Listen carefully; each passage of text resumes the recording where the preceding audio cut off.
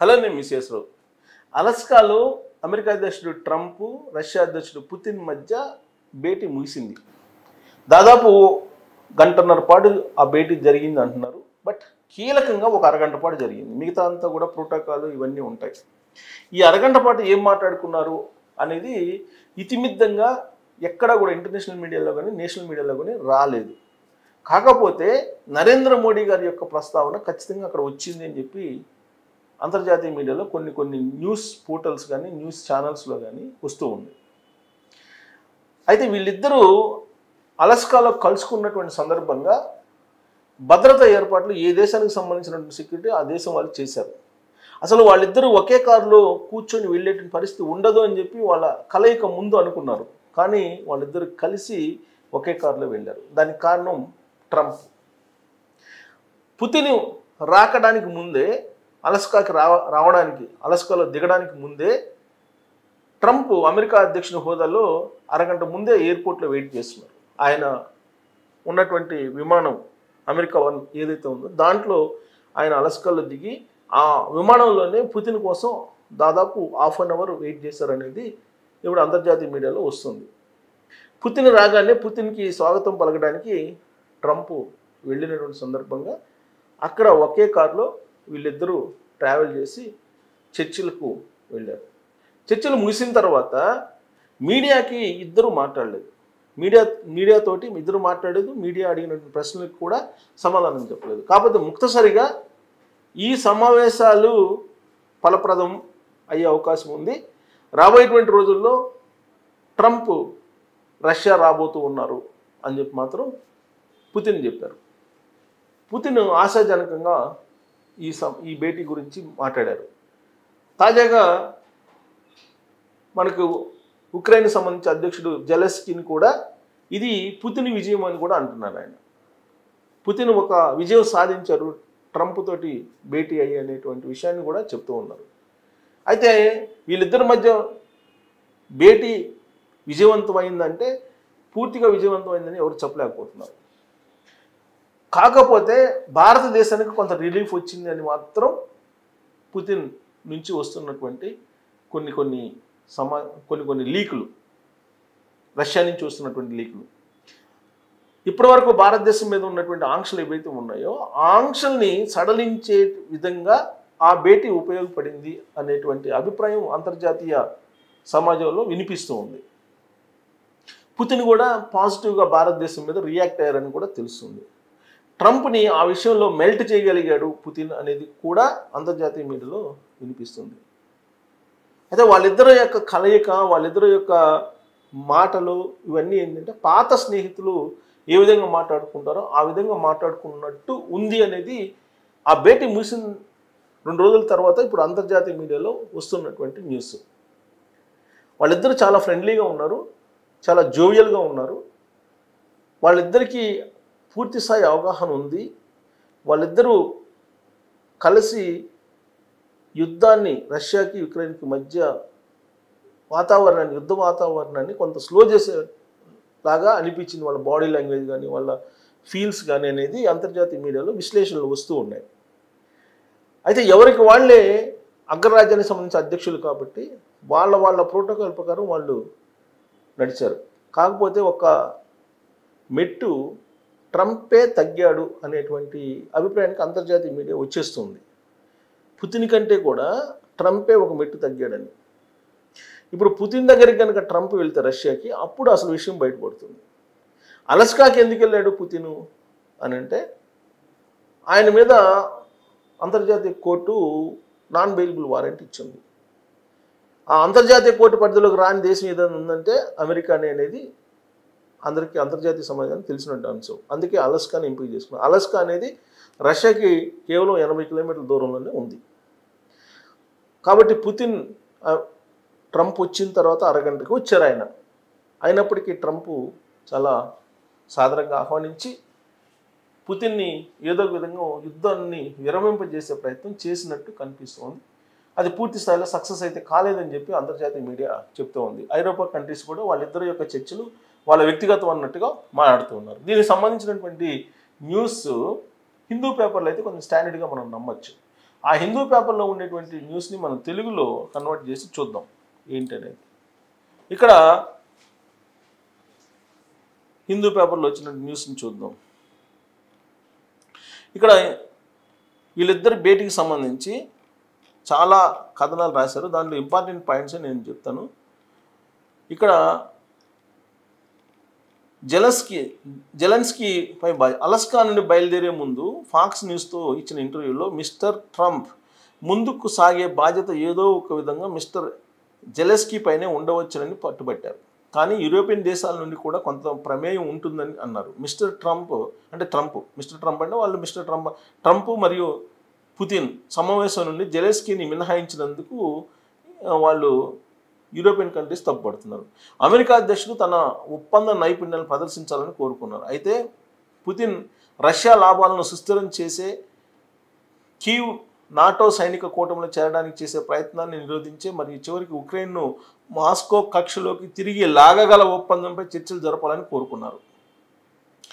మేము చాలా ఉత్పాదక సమావేశాలు నిర్వహించాం మరియు అనేక అంశాలకు అంగీకరించామని ట్రంప్ పుతిన్ పక్కపక్క నిలబడి అన్నారు. ఏమన్నారు?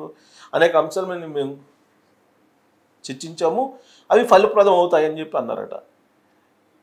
చాలా ఇంకా మిగిలి ఉన్నవి, చాలా తక్కువ, చాలా విషయాల మీద మేము మాట్లాడాము అని చెప్పి అన్నారు.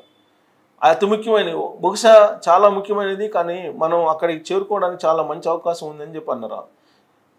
అక్కడికి చేరుకోలేదు అంటే యుద్ధాన్ని విరమించలేని పరిస్థితుల్లో ఉన్నామని చెప్పి, రష్యాకు సొంత ప్రయోజనాలు ఉన్నాయని ట్రంప్ అర్థం చేసుకుంటారని పుతిన్ చెప్పారు. పుతిన్ విషయానికి వస్తే ఒక దశాబ్దానికి పైగా కాలంలో మొదటిసారిగా అమెరికా గడ్డపైన ఉండడం, ఉక్రెయిన్పై దాడి చేసిన తర్వాత ఆయన బహిష్కరణ తర్వాత ధృవీకరణ, పోరాటాన్ని ముగించడానికి మాస్కో మరింత కష్టపడి పనిచేయకపోతే ట్రంప్తో ఆయన సమావేశం అమెరికా అధ్యక్షుడు వాగ్దానం చేసిన ఆర్థిక ఆంక్షలు నిలిపివేయవచ్చు. రష్యా మరియు అమెరికా ఈ దశను తిరిగి ప్రారంభించి సహకారానికి తిరిగి రావాలి అని చెప్పి పుతిన్ అన్నారు. అంటే పుతిన్ రష్యాకి ఆహ్వానించాడు ట్రంప్ని, బహుశా త్వరలోనే వెళ్ళొచ్చాము ఆ యుద్ధ విరమణ కోసం. రష్యాకు దాని సొంత జాతీయ ప్రయోజనాలు ఉన్నాయని ట్రంప్ను ఆయన ప్రశంసించారు, అర్థం చేసుకున్నాడని. ఉక్రెయినియన్ సమస్యను పరిష్కరించడం మాత్రమే కాకుండా రష్యా మరియు అమెరికా మధ్య వ్యాపారపరంగా ఆచరణాత్మక సంబంధాల పునరుద్ధరణకు నాంది పలుకుతాయని ఆశిస్తున్నానని చెప్పి పుతిన్ అన్నాడు. పుతిన్ ఏమన్నాడు? కేవలం యుద్ధ విరమణే కాకుండా అమెరికాకి అలాగే రష్యాకి మధ్య వ్యాపారపరమైనటువంటి సంబంధాలు కూడా ఈ భేటీతో కొనసాగుతాయి అన్నాడు. పెద్ద పురోగతి సాధించలేకపోయినప్పటికీ ట్రంప్ తన వ్యాఖ్యలను పుతిన్కి కృతజ్ఞతలు తెలిపాడు. త్వరలో మాట్లాడతాము మరియు బహుశా త్వరలో మిమ్మల్ని మళ్ళీ కలుద్దామని ముగించారు. ఎవరిని? పుతిన్ని. పుతిన్ నవ్వుతూ మాస్కోలో అని చెప్పి ఆఫర్ చేసినప్పుడు ట్రంప్ ఆసక్తికరమైనది అని అన్నారు. తాను విమర్శలను ఎదుర్కోవాల్సి రావచ్చు కానీ అది జరిగే అవకాశం ఉందని అంటున్నాడు ఆయన. ఫ్యాక్స్ న్యూస్కి ఇచ్చిన ఇంటర్వ్యూలో అనమాట. 2020 ఎన్నికల గురించి సహా అమెరికా అధ్యక్షుడి దీర్ఘకాల ఫిర్యాదులను పుతిన్ ట్రంప్ గొప్పగా చెప్పుకున్నారు. దీన్ని బట్టి చూస్తే వీళ్ళిద్దరూ యాక్చువల్గా ఎన్నికల సమయంలో కూడా రష్యా సహకరించింది ట్రంప్కి అనేది కూడా ఉంది కదా. సో పాత మిత్రులాగానే మాట్లాడుకున్నారు అనేది అంతర్జాతీయ మీడియా చెప్తుంది. సో కేజీబీ అధికారి అయిన పుతిన్ ఏమంటాడంటే ఖాళీ చేతులతో బయటకు వెళ్ళినా తాను పెద్ద విజయం సాధించాలనే భావనను ట్రంప్కి కలిగించి ఉండవచ్చు అని అంటున్నాడు. ట్రంప్ పుతిన్ అలస్కాకు చేరుకున్నప్పుడు వారు ఒకరికొకరు ఆప్యాయంగా కరచాలను చేసుకుని పలకరించుకున్నారు. దాదాపు పాత స్నేహితుల మాదిరిగానే కబుర్లు చెప్పుకున్నారు. సైనిక స్థావరంలో పరిచిన రెడ్ కార్పెట్ మీద చాలాసేపు చేతులు పట్టుకున్నారు. మాట్లాడుకుంటూ పుతిన్ నవ్వుతూ ఆకాశం వైపు చూపించారు. అక్కడ శీతల యుద్ధ సమయంలో రష్యాను వ్యతిరేకించడానికి రూపొందించిన సైనిక విమానాలు B-2లు మరియు F-22లు తలపైకి ఎగిరిపోయాయి. అంటే వాళ్ళిద్దరూ మాట్లాడుకునేటప్పుడు B-2 F-22లు వాళ్ళు ఆకాశంలో తిరుగుతున్నాయంట. అంటే ఎవరు భద్రత, ఇప్పుడు B-2 ఏమో అమెరికాది, F-22 అమెరికాది, B-2 ఏమో రష్యాది, ఇలా వాళ్ళు ఆకాశంలో తిరుగుతున్నారంట. ఇద్దరు సమావేశమైనటువంటి స్థలానికి US అధ్యక్షుడు లిమోన్ పంచుకున్నారు. పుతిన్ కెమెరాల ముందు తిరుగుతూ విశాలమైన చిరునవ్వును అందించారు. సాధారణంగా అమెరికా సన్నిహిత మిత్ర దేశాలకు మాత్రమే లభించే స్వాగతం ఇది. ఉక్రెయిన్లో పుతిన్ ప్రారంభించిన యుద్ధం రక్తపాతం మరియు బాధలను ఇది తప్పుపట్టింది. దీర్ఘకాల పూర్వ స్నేహ బంధాన్ని పరిశీలిస్తే ఆశ్చర్యం లేకపోయినా అటువంటి బాహ్య స్నేహ పూర్వకత జెలెన్స్కీ మరియు యూరోపియన్ నాయకుల్లో ఆందోళన కలిగిస్తుంది. సహజంగా ఇది ఉక్రెయిన్కను యూరోపియన్ కంట్రీస్కి ఇష్టం లేదు వాళ్ళిద్దరు కలవడం. ఎవరు? పుతిన్. అది ఆ విషయం చెప్తున్నారు. ట్రంప్ అమెరికా ప్రయోజనాలను పెంపొందించుకోవడం పైన దృష్టి పెడుతున్నారు. ఉక్రెయిన్ ప్రయోజనాల కోసం తగినంత ఒత్తిడి తేలేదని ఉక్రెయిన్ వాళ్ళు బాధపడుతున్నారు. White house secretary Karoline leave it air force 1 రాకముందే మాట్లాడుతూ ఆ ఎయిర్ ఫోర్స్ 1లో వచ్చారు ఎవరు, ట్రంప్. దాదాపు హాఫ్ అన్ అవర్ పుతిన్ కోసం వెయిట్ చేస్తారు. ట్రంప్ పుతిన్ మధ్య జరిగే 1-to-1 సమావేశం 3-to-3 చర్చగా ఉంటుందని, ఇందులో విదేశాంగ కార్యదర్శి మార్కో రూబియో మరియు ప్రత్యేక రాయబారి స్టీవ్ విట్కాఫ్ కూడా ఉన్నారు. సో యాక్చువల్గా Putin Trump face to face 1-to-1 జరిగిద్దని అన్నారు. కానీ ఇటు ట్రంప్ నుంచి ఇద్దరు, అటు పుతిన్ నుంచి ఇద్దరు యాడ్ అయ్యారు. సో పుతిన్ వైపు నుంచి విదేశాంగ శాఖ మంత్రి సెర్గీ లావ్రోవ్ మరియు విదేశాంగ సలహాదారుగా ఉన్నటువంటి యూరీ ఉషాకోవ్ పాల్గొన్నారు. సో ఇక 2018లో హెల్సిన్కీలో జరిగిన సమావేశాల కంటే వైట్ హౌస్ మరింత జాగ్రత్తగా వ్యవహరించినట్లు సూచించింది. ఈ సమావేశంలో ట్రంప్, పుతిన్ తమ అనువాదకులతో ఏకాంతంగా సమావేశమయ్యారు. 2016లో ప్రపంచంలో రష్యా జోక్యం చేసుకుందా లేదా అనే దానిపై అమెరికా నిఘా అధికారులపై రష్యా నాయకుడి వైపు మొగ్గు చూపడం ద్వారా ట్రంప్ ప్రపంచాన్ని దిగ్భ్రాంతికి గురి చేశారు. 2016 ప్రచారంలో అంటే ట్రంప్కి సహాయం చేశాడు పుతిన్ అనేది.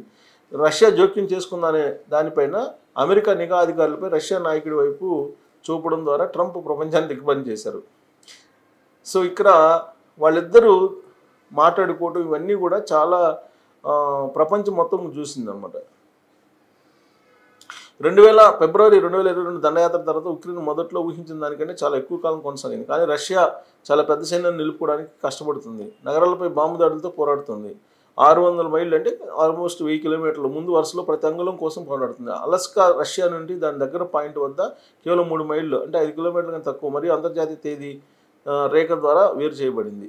సో కాబట్టి వీళ్ళిద్దరి యొక్క భేటీ అనేది ఇప్పుడు బేరీజ్ వేస్తుంది అంతర్జాతీయ మీడియా. ఎలా వ్యవహరించారు వాళ్ళిద్దరూ, ట్రంప్ ఎలా వ్యవహరించాడు, అలాగే పుతిన్ ఎలా వ్యవహరించాడు అని. ఓవరాల్గా ఏంటంటే పుతిన్ పైచేయి సాధించాడు అన్ని రకాలుగా అనేటువంటి భావనకి ఉక్రెయిన్ వచ్చేస్తుంది, యూరోపియన్ కంట్రీస్ కూడా వచ్చేస్తుంది. వాళ్ళిద్దరి యొక్క భేటీ సక్సెస్ కాకూడదని చెప్పి యూరోపియన్ యూనియన్ భావిస్తూ ఉంది. అందుకే పుతిన్ తనకు కావాల్సిన దాన్ని ఏదో మాట్లాడుకుని వెళ్ళిపోయారు, ఉక్రెయిన్ ప్రయోజనాలు పట్టించుకోలేదనే భావంతో యూరోపియన్ కంట్రీస్ ఉన్నాయి. సో మళ్ళీ రష్యా కనుక అమెరికా అధ్యక్షుడు ట్రంప్ వెళ్తే పుతిన్ సక్సెస్ సాధించినట్టే అని చెప్పి అనుకోవాలి ఈ మీటింగ్ ద్వారా. సరే, వీళ్ళిద్దరు మీటింగ్ తర్వాత మీ అభిప్రాయం ఏంటనేది తెలియజేయచ్చు. Thank you.